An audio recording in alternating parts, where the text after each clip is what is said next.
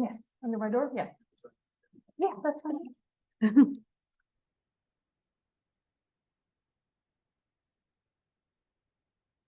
Oh, thanks for letting me know. It helps if I unmute. Just a second. Can you all hear me now?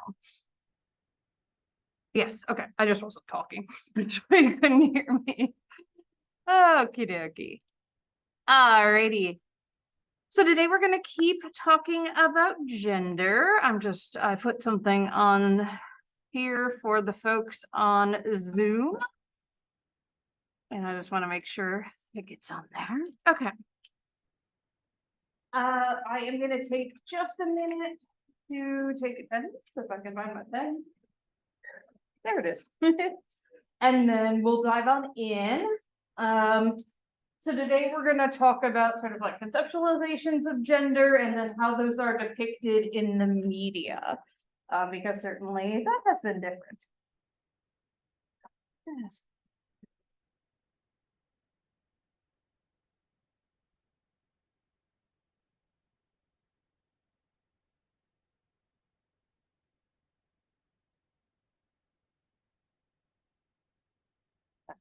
Walls on Zoom.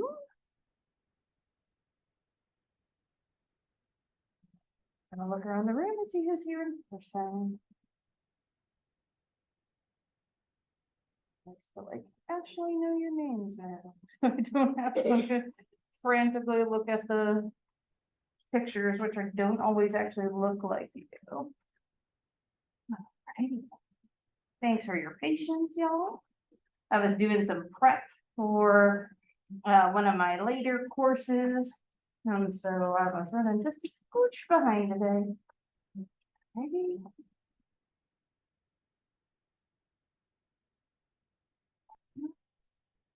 There we go.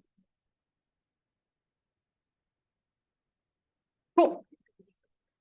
Alrighty, and for your tests, I'm gonna try and grade them over the weekend, but I might not get them done until next Wednesday. I usually try to give myself a week between when you turn it in and when I get them back to you. Alrighty, so today, like I said, we're gonna keep talking about gender. We've got 2 days next week to talk about it as well.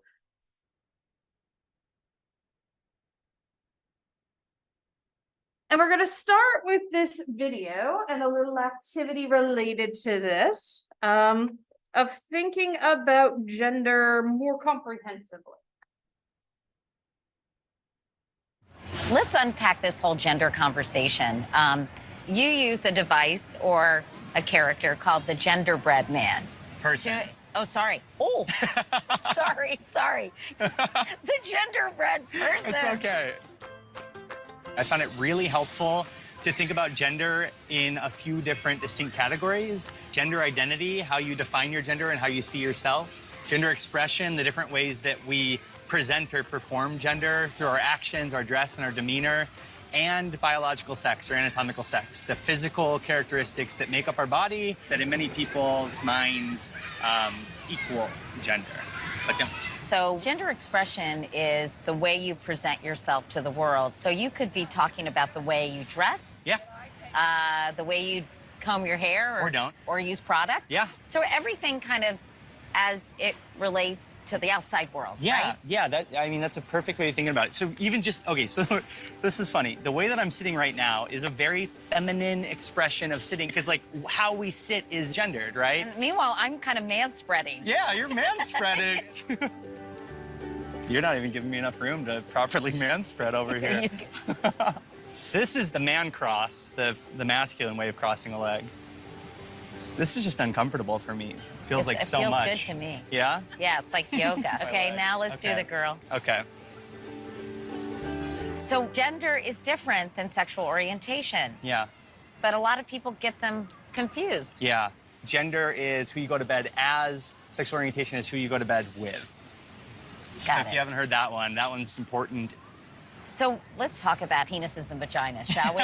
Yeah, we might as well. Let's If just you- go right If there. you haven't already talked about penises and vaginas, we need to talk about penises and vaginas because that's what everybody always thinks. Like immediately, as soon as you say gender, anybody who's walking by right now who's hearing us say the word gender, the first thing that's popping into their mind is external genitalia. They're thinking about penises and vaginas.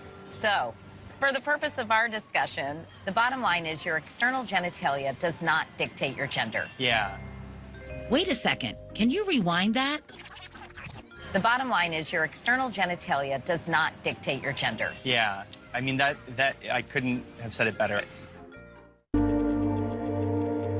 And you all were familiar with that after our talk on Let's Monday. unpack this whole gender. So this is that genderbread person that he was talking about. And so you're thinking about identity, gender identity, how you conceptualize your own gender, right?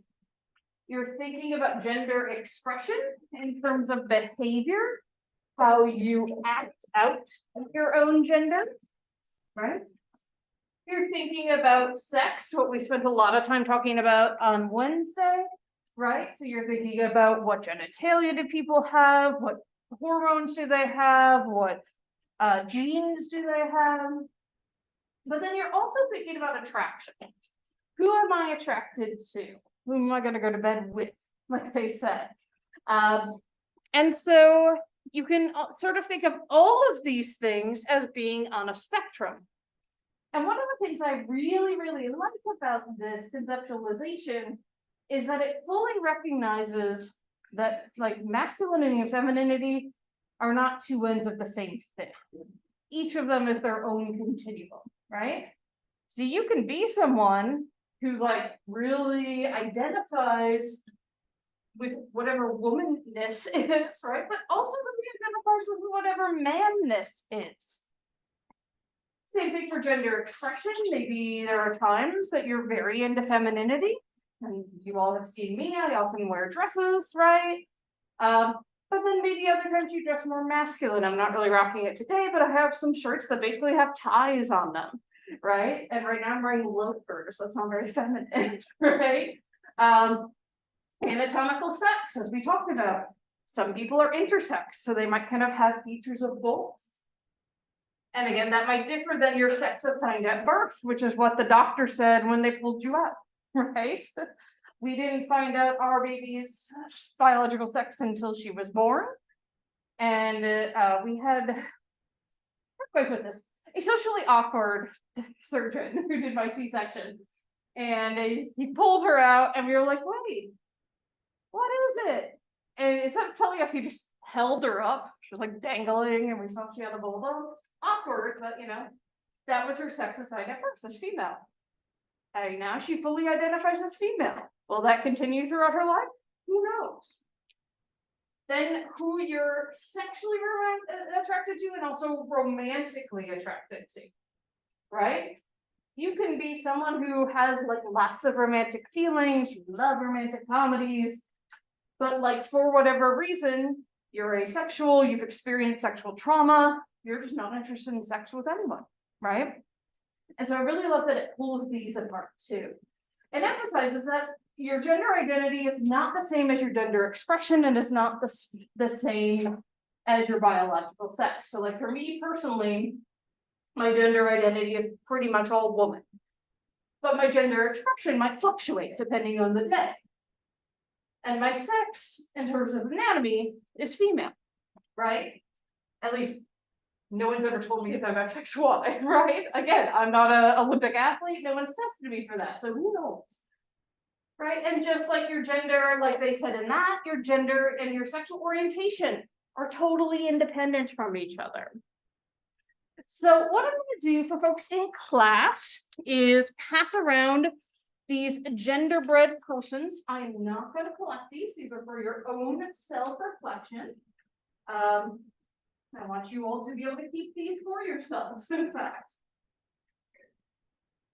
So, just as we keep talking, take a couple minutes and sort of ponder. You know, what is my gender identity, my gender expression, my anatomical setup? What's that? Yeah, you can write on it. There you go. You're welcome.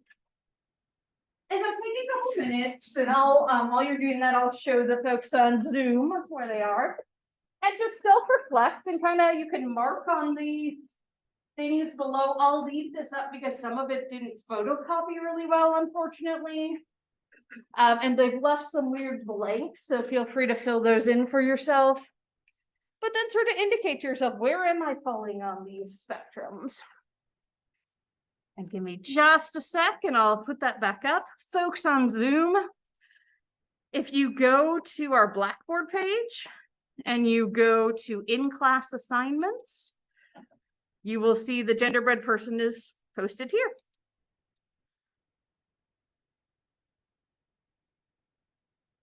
So there is everything that everybody is filling out. And again, I'll leave this one up because it seems to have better color and whatnot.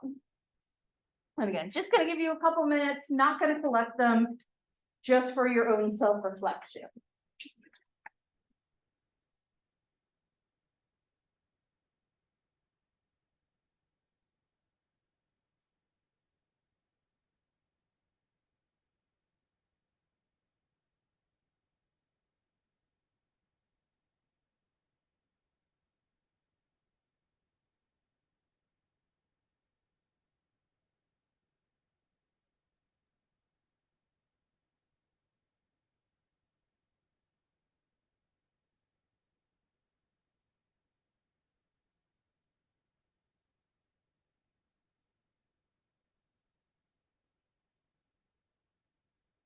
And if any of you want to read more about this later, there's a whole website about it. It's called genderbread.org.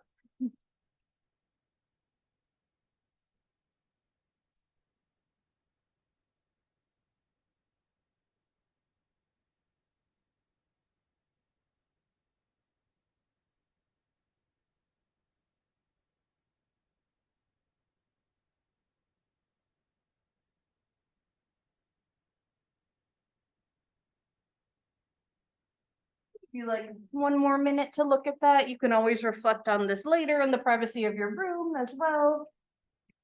But again, just taking time to think things through beyond sort of the binary that we've all, including me, had drilled into us from a young age, right?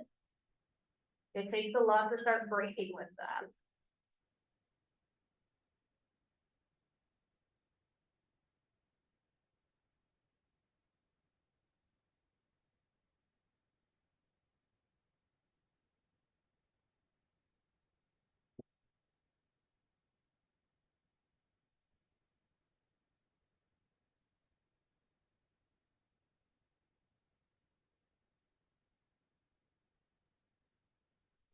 Actually take a snip of this one that has the color on it, because I think it might be a little bit better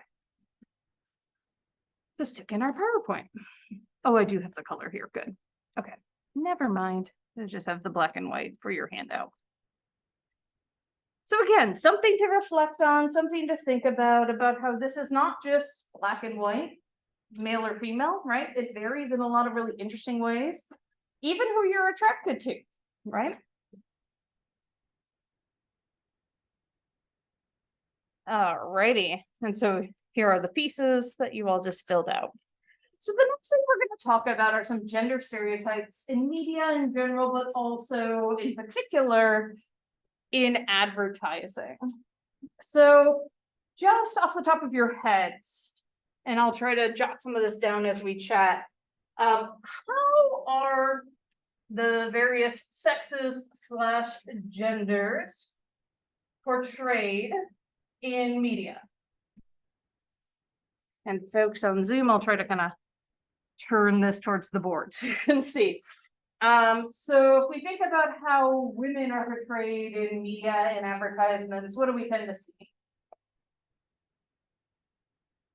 I got no like Instagram where you said like go down and like /woman or like she/her or like he/her. Yeah. So more and more we're seeing pronouns for both, right?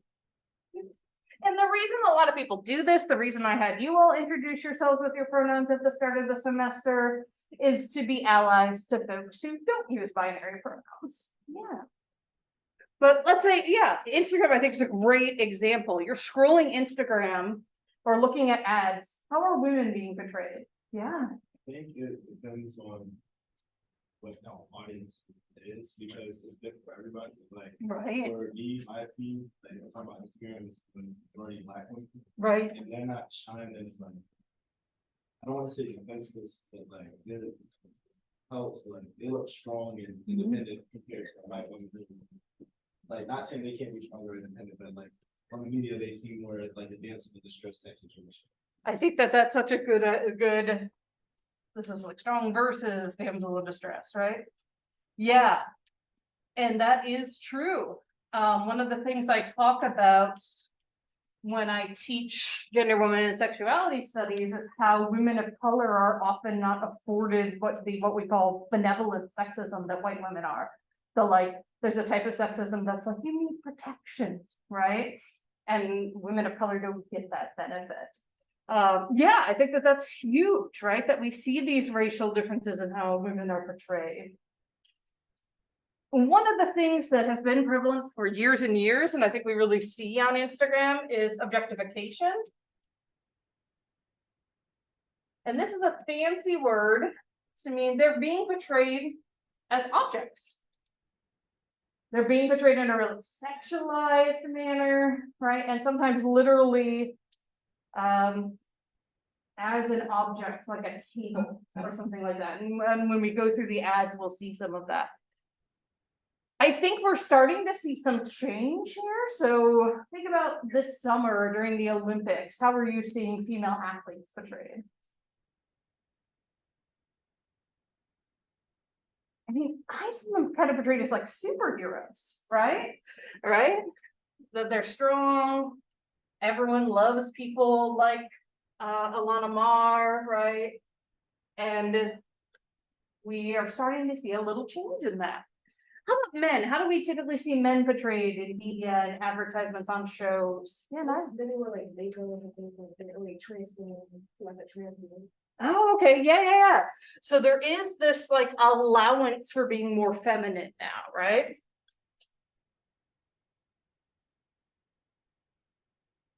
Yeah, I think I might have mentioned him on Wednesday, but Harry Styles, right, is kind of this vibe, kind of crossing the gender boundary. Yeah. I think men are portrayed as like very stoic or Mm. very like unemotional or not allowed to show as much emotion as maybe a woman is. Yes, that is such a good point. And unfortunately, this is why part of the reason, right? We can't solely blame it on how they're portrayed in media, but this is one of the reasons why we have a mental health crisis among men in our country.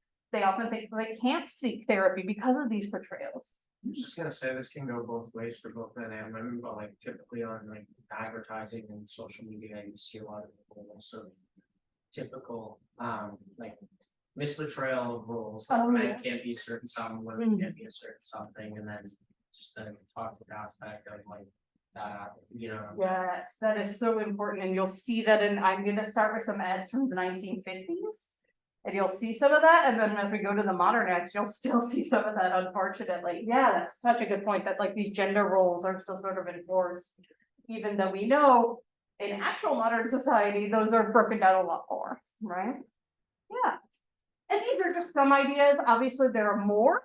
But what I'm gonna do is I have a whole bunch of slides of ads. And I'll just kind of go through them. If anyone has anything to kind of chime in about them, feel free to raise your hand or just shout it out. Oh, real quick. These are some of the things that in the 70s Goffman came up with in terms of like, how do we tell if an ad or the media is stereotyping? So function ranking means like, is what men do versus what women do, is one seen as better than the other, right? Relative size is really interesting. Oftentimes men are portrayed as much bigger than women. Or they'll put the woman in the background so she looks even smaller. The ritualization of subordination is exactly what it sounds like. The idea of sort of literally putting a woman in her place. And sometimes this is done violently. And I'll give like sort of a mini trigger or content warning. Some of these images we're going to see, which are like ads that would have been on billboards and magazines, are really disturbing. The feminine touch, the idea that women have this magical feminine touch for domesticity, right? And then that women are taking place in sort of family settings, and that's their role. So function ranking, relative size, ritualization of subordination, this feminine touch, and family. And so I am going to dive right in. Again, back to the 50s. I mean, a woman can open it, right? Playing on some of these, one of the things we didn't throw up here for men, right? But we're starting to, we see a lot of like men being strong. And the idea is that women are then the opposite. I can't open a bottle of ketchup. Oh no, right? And if this was done in the modern era, like the O in her lips in proximity to something phallic, right, would be on purpose. I'm not sure if it was in the 50s or not. Here's about that subordination of women. Keep her where she belongs, right, in this lower position, just by giving her a nice shoe.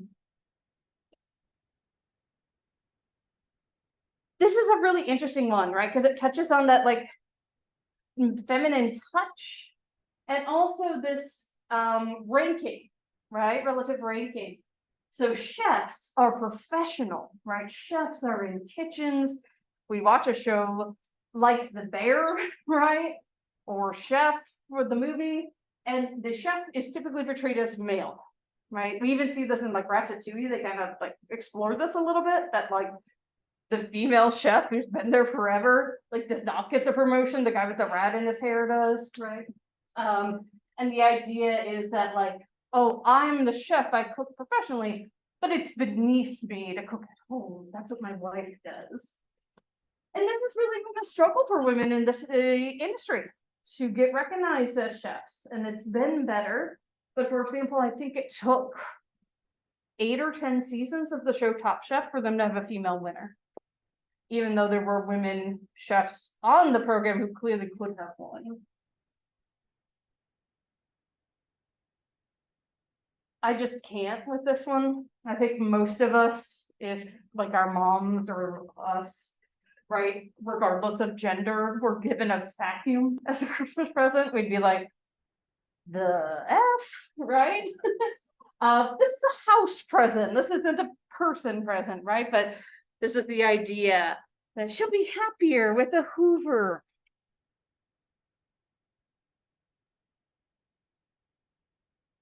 Subjugation, right? Keeping someone in their place by threatening violence or death. And this is just because they're arguing about something, I think, right? These came out, I want to say, in like the 90s, 2000s. They were like the new Got Milk ads. And to me, these are demeaning not only to women, but to men. So these are all like, oh, your milk can help reduce the symptoms of PMS. So your partner is PMSing, and you're this bumbling man, and you can't do anything about it, right? We can both blame myself. I'm sorry I listened to what you said and not what you meant.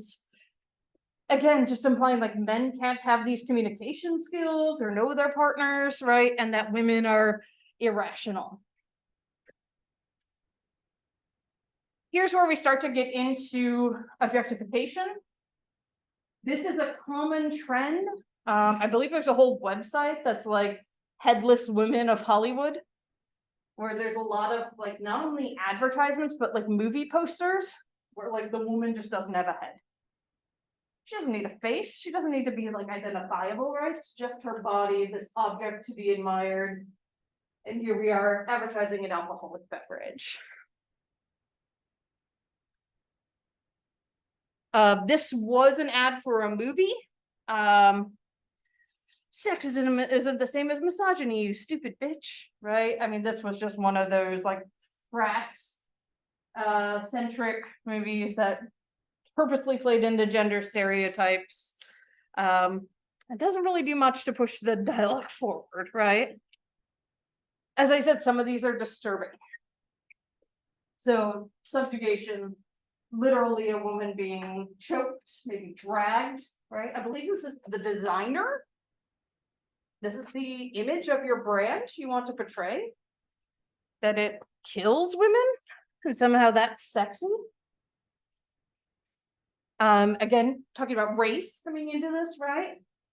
Asian women have often been seen as sort of the stereotypical geisha role, even though that's specific to one country. And then having someone bound and on the floor, again, that's subjugation, putting someone in their place. And we see this in more modern ads. So this was the Tudors, which I want to say came out maybe 10 years ago. And you can see he's got his hand around her throat, and again, that's somehow sexy, right? I mean, there is consensual BDSM type stuff. I don't want to get into that, right? But then, like, the placement of the cup is very suggestive, right? Jimmy Choo, again, the designer, with a woman who's literally just a body in a car, but she's wearing Jimmy Choo's. Right, right? Here's more of that like magic feminization, right? The roles that men play are like the protector, looking for his coat, right? The football player, and women are baking or cheerleading, and this is just a ad for perfume. Like, again, this isn't necessarily that harmful other than suggesting like these are the only roles people could play, right? Again, insulting to men, right? So this was a movie called Life as We Know It that came out where the two main adult characters, after their friends who had a baby died, are responsible for taking over the baby together, and like he's a man baby, right? He can't take care of himself, much less a child, and she's got to mother him. Really problematic, really insulting, especially in the context of the fact that we know millennial and Gen Z dads are stepping up way more than ever before, right? Again, oh, this dad wouldn't know what to do. He wouldn't know how to be a parent, right? And like buying life insurance is not a bad thing, right? Like that's good to have. But just the implication that dad wouldn't know how to parent if mom died. Insulting to men. And again, just the implication, feminization, that all of these things are the responsibility of the woman in the household, right? Weekly meal plan, recipes, savings, grocery lists, right? And also, like, mom has nothing else in her life. She's not also going to work, right? Or doesn't have her own hobbies. Wonder Bra was a big thing in the 90s when it came out, right? Sort of subverting some of this, like taking away the feminization, but then obviously still objectifying. Like the whole point of a Wonder Bra is to make your boobs look bigger than they are. And here we get more into that objectification, literally turning the women in this advertisement into plastic dolls, right? And someone's hand is literally manipulating them like an object. Or turning a woman into a video game, right? I can control her. Another one that does the same thing. Keep dreaming of a better world where you just control half the population this way. This is one of my least favorites. This is just an ad for graphic tees. People should all just be wearing graphic tees. The men have to wear them normally. The women are all naked and just holding them up. Why can't they wear them like normal people, right?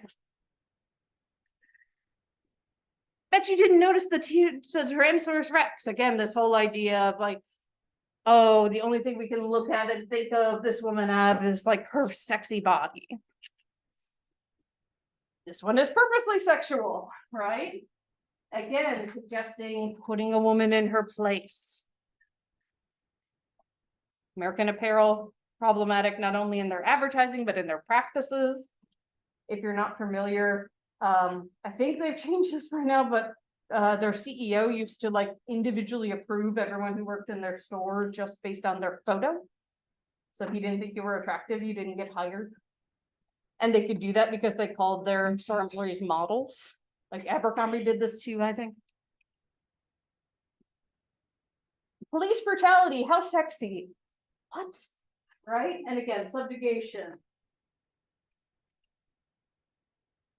Oh, now women also have to be super skinny. And guys can't pick up women who weigh more than 100 pounds. When I was engaged, all my Facebook ads were for weight loss. And back then was when like the acai diet was really popular. As soon as I changed my Facebook status to married, all my ads were about having babies. That's when I got an ad blocker and I put it on my browser. I was like, absolutely not. This one is infamous. This is a gay rape, right? Being represented in a fashion forward way. Who decided this was okay, right? Why should women read The Economist? They shouldn't. Accomplished, influential people should read us. People like you. Like, are you trying to say women are people? Yes, cool. Or are you saying that only men should read it? It's really unclear, right? So this implication that women are weak and not smart. This was like a really disturbing one. So the ad on the left is what ran in women's magazines like Cosmo. And then the ad on the right is what ran in men's magazines. And this is talking about how they're basically trying to program women to be attracted to men who drink this particular beer. Again, just like implying that women will see one ad and be brainwashed. And again, like insulting men that they can't just like approach a person and have a conversation with them, right?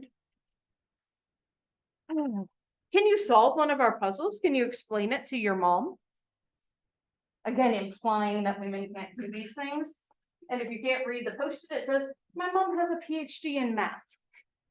Right. The vast majority of our math department here at Wesleyan is female professors. So the implication that they can't solve these math problems perpetuates a stereotype. It reminds me of in the 90s, there was a Barbie who was like back to school Barbie. And she'd say a whole bunch of different things. If you pressed a button, I think on her tummy. But one of the things she would say is, math is hard. It's like, is that the message we want to be sending to girls when we're trying to like increase the presence of women in STEM? And again, this idea of feminization, that women are overbearing or naggy, right? Again, violence. So this one says to resolve all kinds of problems, those you can't get out of your head and those nipping at your heels, and it lines this woman's head up with a hammer. Again, very sexualized. The rocket is placed on purpose, right? Racism as well as sexism, woohoo! Right? So this was literally done on purpose, or they made LeBron James one of the greatest athletes of our time, if not all time, right? And made him look like a giant ape. Very racist, right? And then again, the woman gets to just be the damsel in distress we just talked about, right? This morning I looked for some new ones. This one came out this year and was very controversial. So if you're not familiar with the dating app Bumble, it originally was made where women would always be the ones who reached out first. And then they go and they're like, it wasn't doing as well. And so like, we know how to get women to use our app again. We're going to shame them into doing it. So, you know full well if our celibacy is not the answer, right? If you're not on our dating app, like, oh, shame on you. Same thing here. Thou shalt not give up on dating and become a nun. The implication that if you're not dating, somehow you're pathological, right? What if you just want to focus on your career for a little bit? They got in a lot of trouble for this, and they actually like issued a formal apology, which is rare with these things. This was from the UK at the height of the pandemic. And again, it's like a little blurry, so I don't know how much you can tell, but this is definitely feminization. Yes, they're showing women in a lot of roles, but they're showing women caring for the children, supervising homeschool, cleaning, right? And dad just gets to chill on the couch. This is sometimes called subtle sexism or hidden sexism, right? At first glance, you might not think, oh yeah, this is blatantly sexist.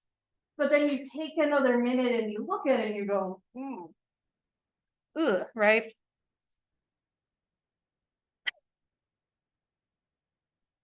Happy Women's Day from Vic. Apparently you want to look like a girl. Really problematic, right? We think about like playing into pedophilia. Acts like a lady. Think like a man, because a woman can't think unless she's thinking like a man. Work like a boss, right?